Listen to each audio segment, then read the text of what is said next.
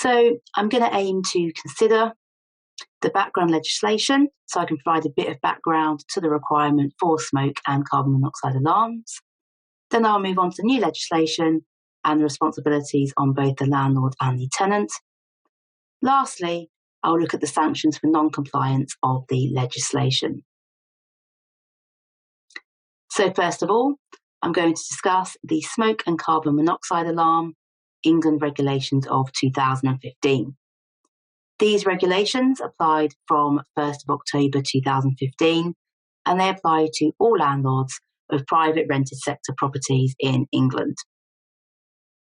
They apply to any tenancy of residential premises, so it will therefore apply whether it be a tenancy agreement or a licence, and it effectively applies if somebody has the right to occupy all or part of the premises as their only or main residence in return for rent.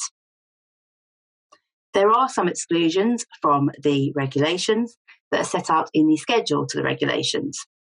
These include long leases granted for a term of 7 years or more, where there is no break clause. When there is a residential landlord, so if the occupier shares the accommodation with the private landlord's family, then these regulations will not apply.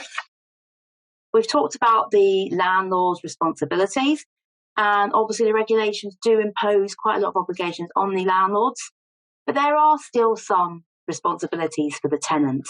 So I'm just going to discuss those now. So the tenant or the licensee, because it can be under a licence that is covered, is responsible for testing the alarms during their tenancy. And the testing of smoke alarms and carbon monoxide alarms doesn't actually require specialist skills or knowledge, and it should be quite straightforward for the tenants to comply with this requirement. To help them, however, what landlords should consider is providing the tenants or licensees with a demonstration or instructions to support their understanding of how and how often to test their smoke alarms and carbon monoxide alarms and make sure they are in working order. Landlords should also follow the individual manufacturer instructions for testing alarms and should consider sharing those instructions with the tenants to support them regularly testing. And it's really in the interest of both parties that the tenants are able to do that testing for the landlord.